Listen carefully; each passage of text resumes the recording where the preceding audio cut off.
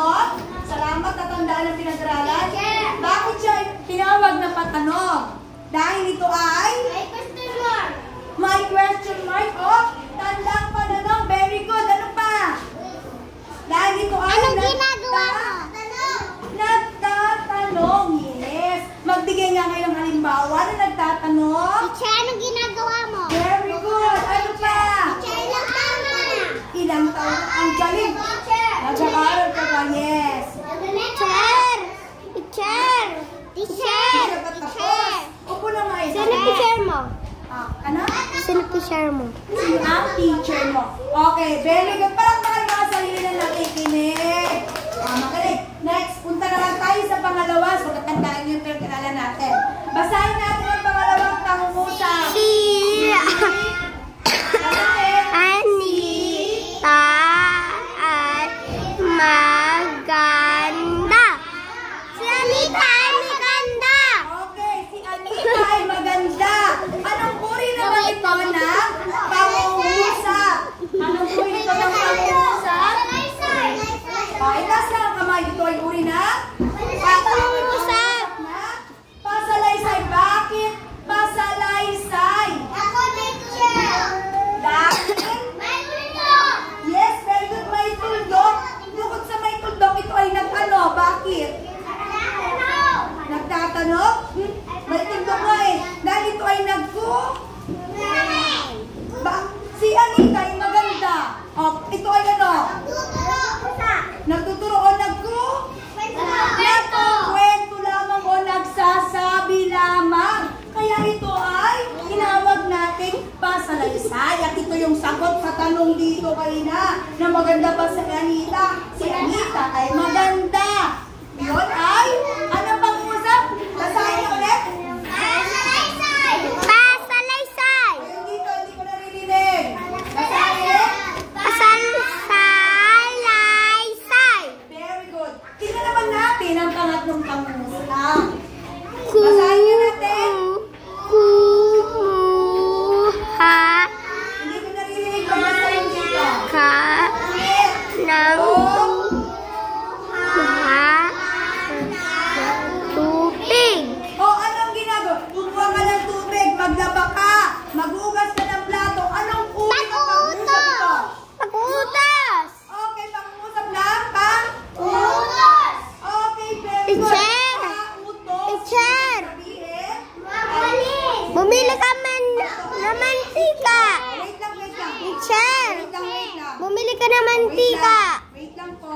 Ito ay uri ng pangungusap na magpautos. Magsabi kayo ng halimbawa ng nag-uutos. Teacher, bumili ka ng mantika. Magluto ka. Teacher. Maghugas ka ng Teacher, maglaba. maglaba ka ng mga Damit. Okay, Maglinis ng bahay. okay, yes. Ano Bumili sa'yo? ka ng mantika. Very good. Okay, ang pangalawang mga sarili na. Tapos tayo, nakaisang ka pa lang ko, nagano na. Ito yung huling pangungusap. Tulong, may sunog.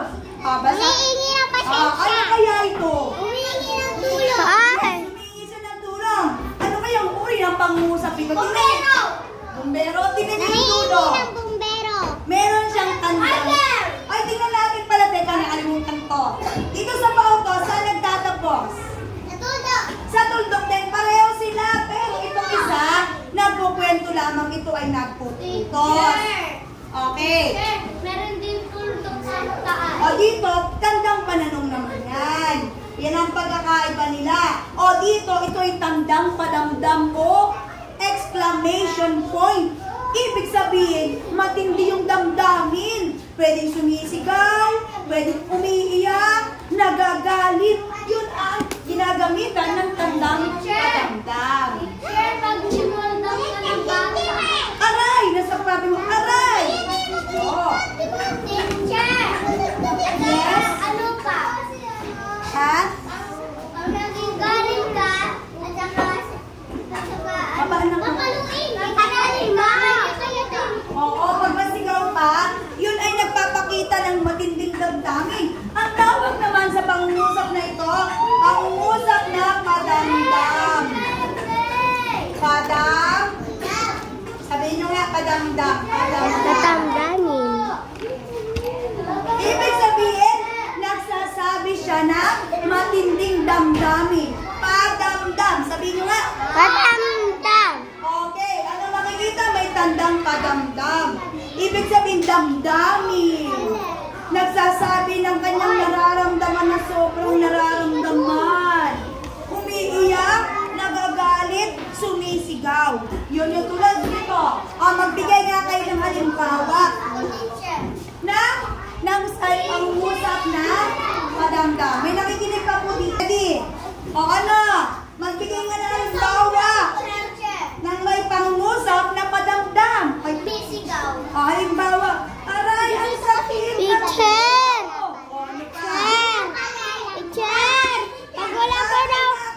Teacher! Ano pa? Teacher! Pag wala ka na bahiyak ka nag-iyak. Yung umiiyak. Namatayan siya ng aso. Aso ko. Diba? Ang aso ko.